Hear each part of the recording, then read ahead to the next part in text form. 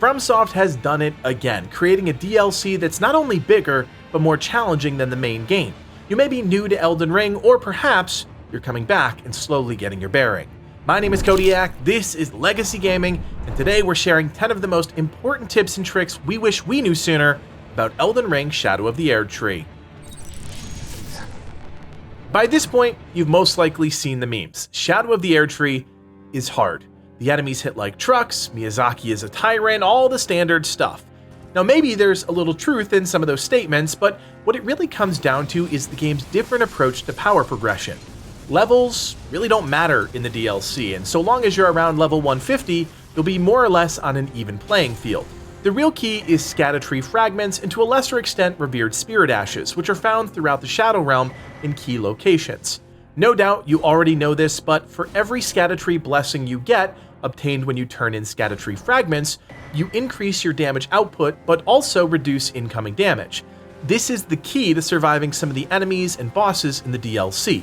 Additionally, revered spirit ashes can be turned in to boost the damage of your spirit ash summons, while also increasing their defenses. These blessings also make Torrent tankier, which is important given how much fighting you do on horseback.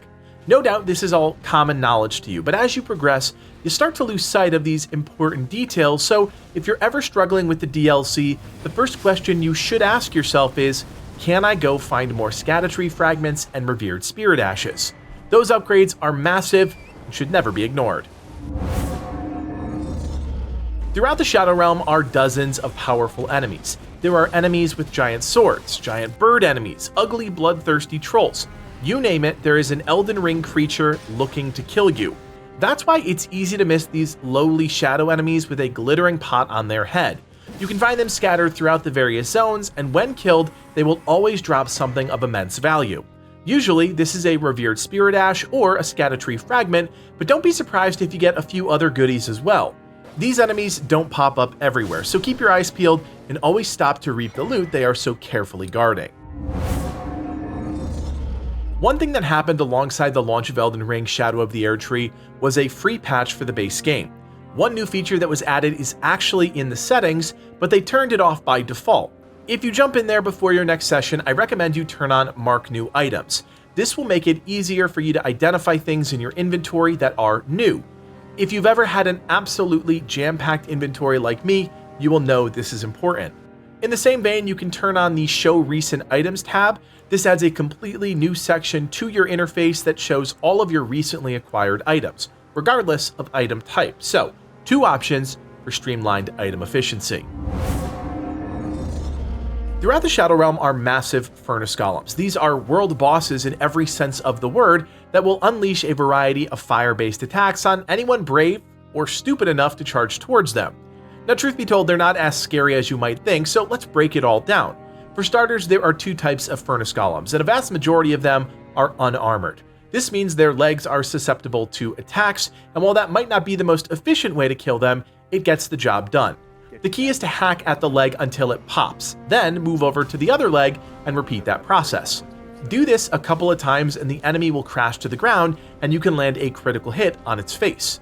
Some furnace golems are armored and have plating around their legs. To defeat these enemies, you'll need a different solution. First, we need to find the Greater Potentate's Cookbook here. This doesn't require any fighting, so just walk up and pick up the book. Then you'll need to harvest some resources, including hefty pots, as well as Ember of Messmer, which can be found from enemies within Shadow Keep and somewhat around Scadu Altus. You'll also need a good supply of visage masks. There are more than a half dozen that you can scoop up in the Ruins of Unte, a secret area we talk about in another tip. Once you have the ingredients, you can create the hefty furnace pot, and small note, the hefty pots aren't actually expendable, so the more you have, the more total pots you can craft. Once you have these, find a way to elevate above the armored furnace golems. Usually there is a spirit spring nearby. Chuck the hefty furnace pot into the basket of the enemy and watch as the damage racks up. A few pots and the furnace golem will be no more. You can also use the hefty fire pot, but it doesn't do nearly as much damage. With each kill, you'll gain a new crystal tier for your physic flask, and some of the new variations are fantastic, so don't wait until after you beat the game to kill these enemies, as their rewards could be put to good use during your progression. I thought it might be useful to rattle off a quick list of some early game gear that you can get within the first couple of hours of the game. For me, one of the most enjoyable things about Elden Ring is finding and testing out new weapons and armor, so let me point you in the direction of a few awesome items. First, you can head to these woods here and take out Loger the Beastclaw. Defeating him will reward you with Beastclaw, one of the new melee weapon types introduced in the DLC. If you head further south, you can fight your first Black Knight. Killing this enemy will reward you with the Black Steel Great Hammer, which was actually changed from the review build to the launch build of the game, which is why we don't actually have footage of us obtaining the item. A short distance away at these ruins, you can find the Backhand Blade. There are only a few enemies around the ruins, so consider this a freebie. If you travel northwest, you'll reach a Messmer soldier encampment. Located here is a chest and the Fire Spark perfume bottle. This is another new weapon type added with the DLC. Keep heading west, and in this small lake is the Great Katana. Just look out for the giant ghost flame dragon that's guarding it. Slightly northwest is where you can pick up the first piece of Gravebird armor. Throughout the game, you will eventually find the full set, but that's a ways off, so let's start here. Finally, head southwest to the Bellerot Tower Settlement Site of Grace. From here, turn around and follow the cliffside path up and around the western coast of the Shadow Realm. Once you reach Cliffside Terminus, start heading downhill, and eventually, you'll reach the Church of Benediction. There, behind the church, you can find the Oathseeker armor set, as well as the Pata melee weapon. One thing you'll pick up on quickly is that there are a lot of weapons and armor sets that can be farmed from the various enemies within the game. It's not really about hunting runes anymore, so we need a new item that can help us make that process easier. Throughout the game, you'll find silver and gold horn tenders, which are items that can be used to increase or greatly increase your chance of getting drops from enemies. If you strategically use these when farming for specific items, you'll have a much better chance at getting the items you're after sooner. A great place to farm these is in the poison pools at the base of Bellerot Tower Settlement, the first legacy dungeon. You will need the Well Depth key, but you'll most likely run across that during your progression. Killing the dozen or so fly enemies in the poison pools gives you a decent early chance to score some of these precious items. Once you reach Scadu Altus, the second major zone, the game really opens up. Unfortunately, standing between you and some more awesome loot is Castle Ensis, and Rellana, the Twin Moon Knight. She is a formidable boss, and while her swords are amongst the coolest in the game, the reality is she is a bit of a pain early on. Lucky for you, there is a quick shortcut. Starting at the castle front site of Grace, head southeast, heading downhill. Run past the Messmer blockade and into the poison fields below. Keep moving straight until you reach this sealed spirit spring. If you head a short distance away up the hill, you'll see a pile of stones. Give them a whack and you'll unlock the nearby spirit spring. Take that all the way up and you'll be behind Fort Reprimand, one of the first points of interest in Scadu Altus.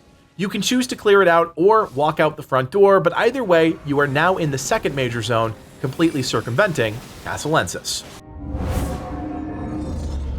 One thing I love about Elden Ring is the exploration, and finding the right way to navigate the world is part of the fun. You might be into that, or you might find it incredibly frustrating, which is why I wanted to share how to reach various parts of the world that are hidden or intentionally obscure.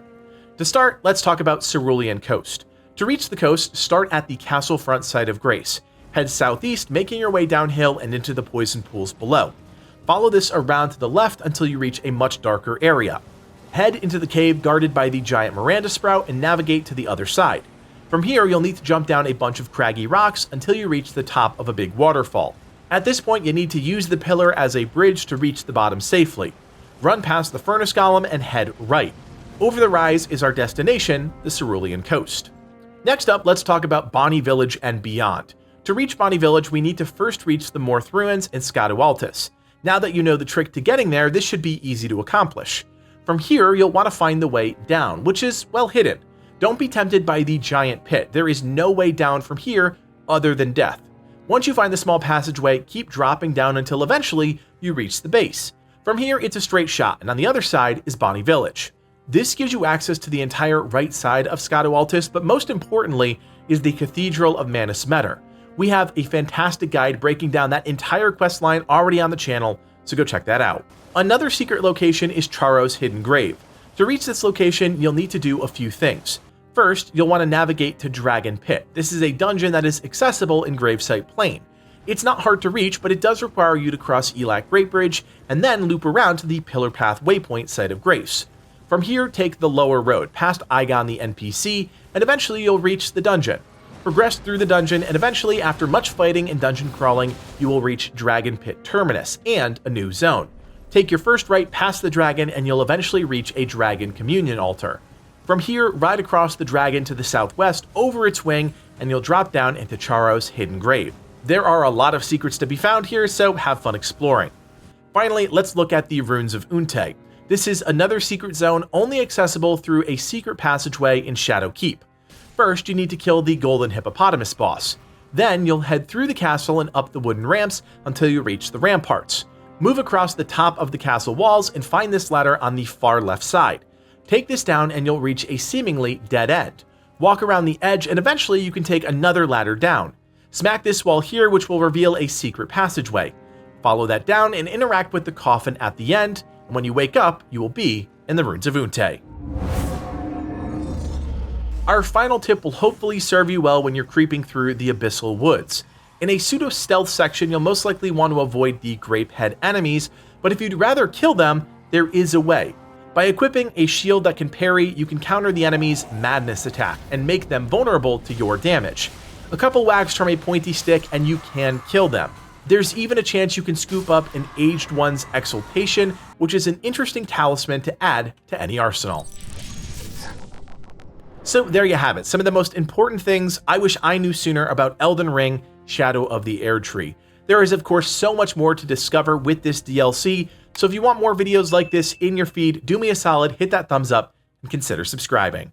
My name is Codiak, and from everyone here at Legacy Gaming, thanks for watching, and play on.